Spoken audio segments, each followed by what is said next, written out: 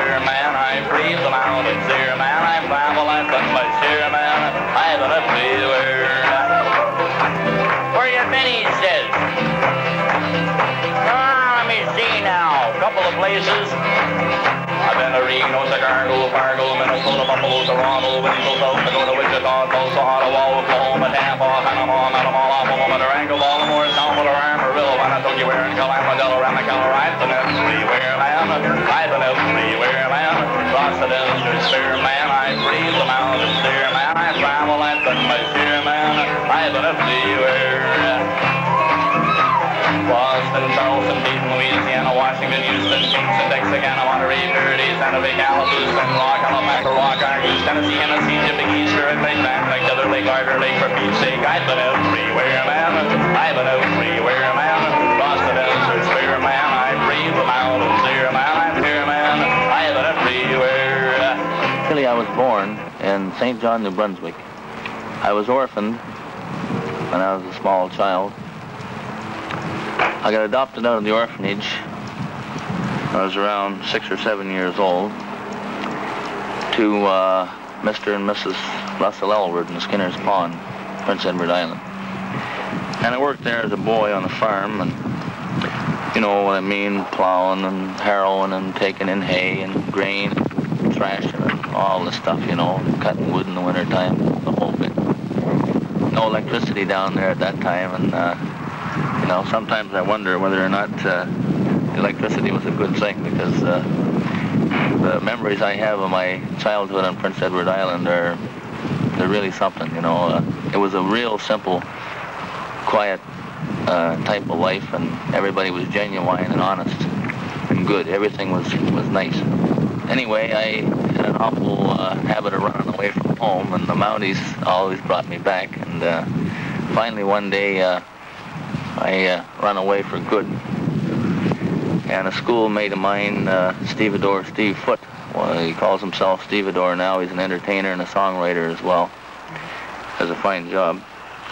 And him and myself decided to hit the road, and we took off all across Canada, went out west, and then we went down through the state. And then I guess for the next 10 years, that's all him and I done. We just roamed, rode the freights, and what have you. Traveling has been in my blood. I can remember in the flashes of my childhood, I can remember hitchhiking along the road with my mother when she was destitute, and she was hitchhiking herself, and when I got too tired to walk, she'd pick me up and carry me, and I can remember these incidents on the road with my mother. So I've always known travel, and I've kind of got a lust for it, a kind of a wanderlust, you might say, itchy feet all the time. It isn't a spring of the year job, it's all year round, you know. I got to be on the go. Yeah, from Charlottetown or from Summerside, they load him down for the big long ride. He jumps in the cab and he's off with the prize, the bagels. He's got to catch the boat to make Clementine, and he hits up that old New Brunswick line. To Montreal he comes just a flying, another big load of potatoes. It's Bud the Spud on the bright red mud, rolling down a highway smiling. The Spuds are big on a back of Bud's rig. The bum's Prince Edward Island, the bum's Prince Edward Island. Natty Ontario Provincial Police don't think much of Bud. Yeah, the cops have been looking for the son of a gun that's been ripping a tire off the 401. They know the name on the truck signs up in the sun, Green Gables. But he hits Toronto, and at 7 o'clock, when he backs her up again the terminal dock, and the boys gather round just to hear him talk about another big load of potatoes. It's Bud the Spud with a bright red mud, going down a highway smiling. The Spuds are big on a back of Bud's rig. The bum's Prince Edward Island, the bum's Prince Edward Island. Ah, tear into it, Mickey, there,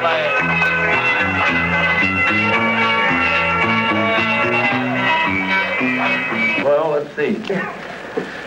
It says, Dominion Gold Record Award, presented to Stompin Tom Connors in recognition of outstanding Canadian sales of over $100,000. Canadian Music Sales Corporation Limited, President T.P. Regan. That's the album of Bud the Spud.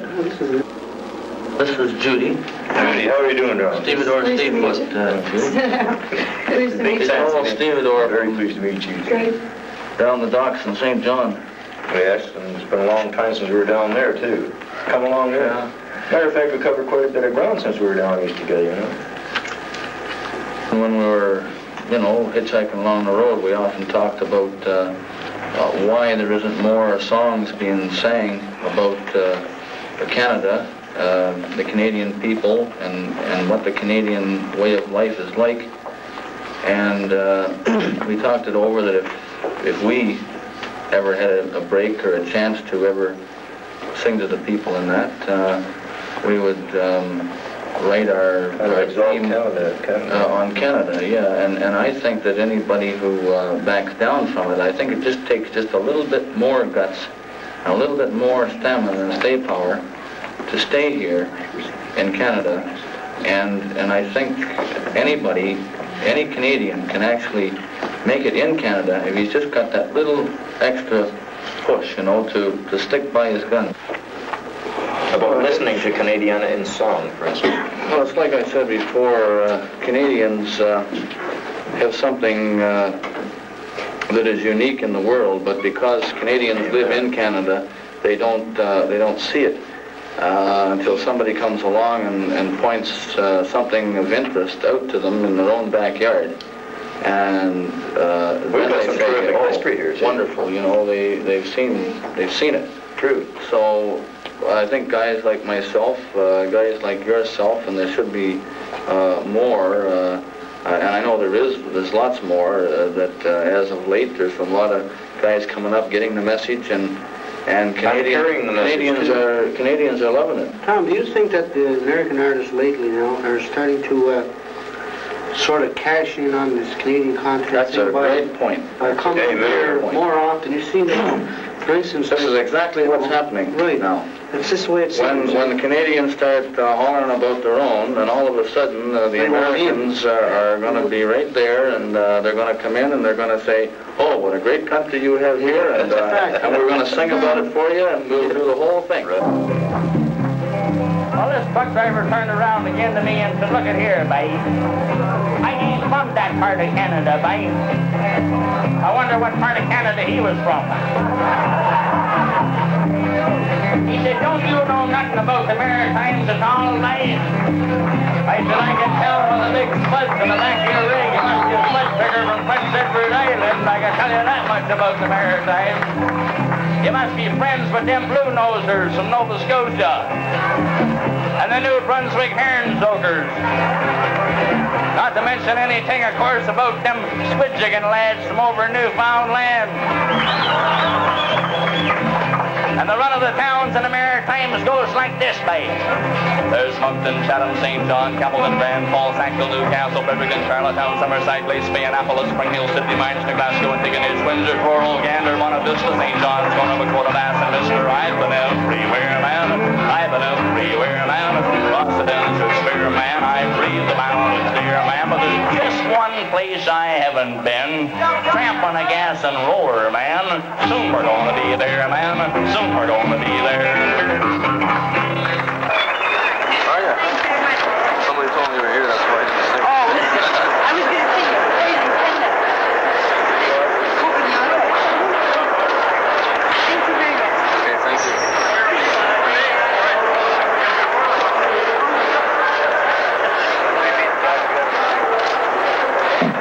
It's terribly embarrassing when you can't remember people's names, because you meet them one place and then they come to another show and they were good enough to them, they must be a Stompin Tom fan to come again and travel another 100 miles to go to another town to see you on a second show like that and bring other friends with them. But then they come up to you and you say, "Well, you remember us last night, Tom, and this and that?" And you say, "Yes, I do. I remember your face." But to think of the names, because you meet so damn many people that, I have been complimented quite often on how well I do remember names, but I fail miserably to remember most names. Just standing there and signing an autograph, no. I don't enjoy that as much as I would if I had more time with each person individually.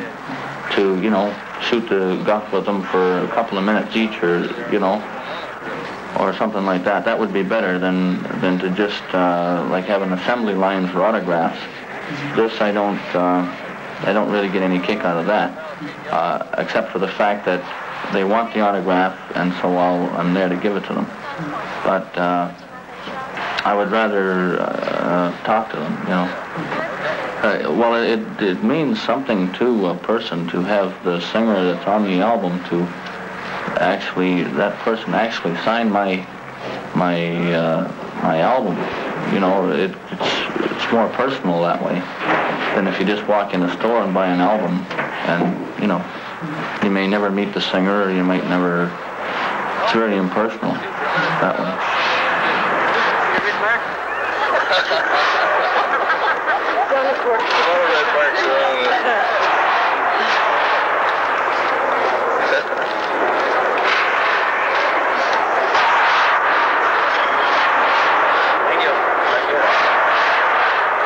On a Sudbury Saturday night, the glass today will pickle when our eyes begin to twinkle, and we think no more of echo on a Sudbury Saturday night. Irish Jim O'Connell there, and Scotty Jack McDonald. There's Hunky Frederick Herschel getting played, but that's alright. There's Happy German Fritzy there with friends getting tipsy, and even Joe the Gypsy knows it's Saturday tonight.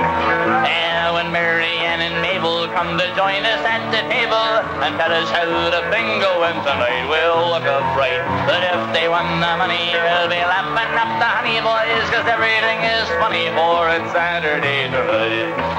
I hitchhiked and rode the freights an awful lot when I was a teenager. I was writing songs all the time.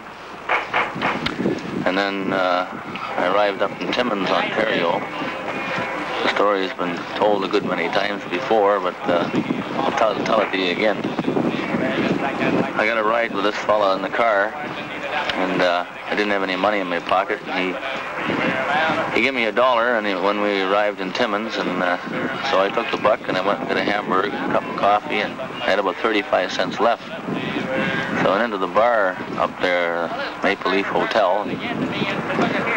The beer was 40 cents, and I only had 35, so I asked the waiter if he'd put another nickel with it to get a bottle of beer. So he seen my guitar, and he said, "If you want to play that thing," he said, "I'll give you the beer for nothing." So I was all for it, and picked up my guitar and started to sing, and he asked for a few requests, one thing another, and he went and got the boss, and the boss came down. So he had a little chat with me, and next thing I know, I was hired on there for $35 a week, which wasn't much to begin with, but it was eating, and I got a room, and the bed looked awful good because I'd slept outside the night before, and it was kind of chilly in an old broken down car in the junkyard. When you wake up about 4 o'clock in the morning and you start stomping your foot and falling out of bed and looking for an old banged up hat to wear, and you start looking in the mirror and laughing at yourself, you know you got it. And you know where you got it, at the Horseshoe Tavern. So here it is, it's called the Mule Skinner Blues, and I hope you enjoy it. Good morning, Captain.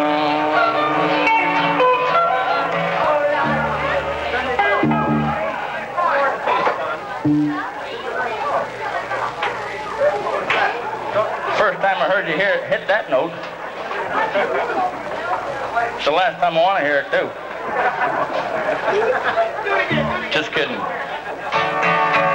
Good morning, Captain.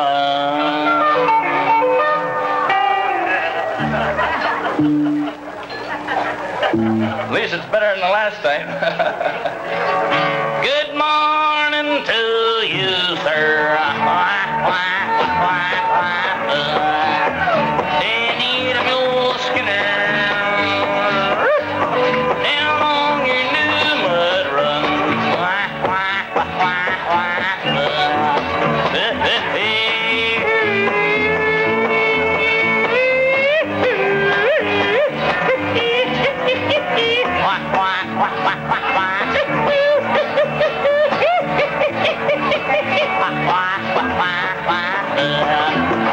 It was a sick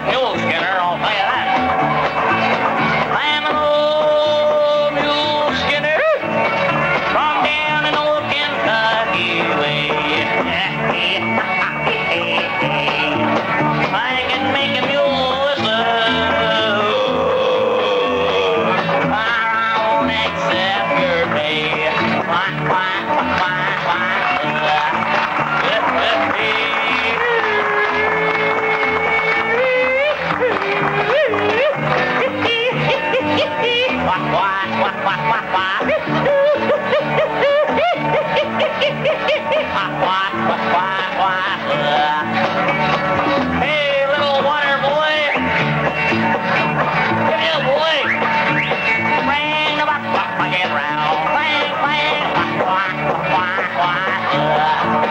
If you don't like it. Now you've heard my answer. It's one I hope you'll understand. It's just my way of kind of saying thank you to the people of this land. And it doesn't matter really where you're from, you can spread the word around. Wherever you find a heart that's kind, you're in a part of my stomping grounds. Just take a little piece of PEI and old Saskatchewan, Nova Scotia and New Brunswick, Quebec and Newfoundland, Alberta and Manitoba, Ontario and BC, and you'll have found the stomping grounds of all my friends and me. And you'll have found the stomping grounds of all my friends and me.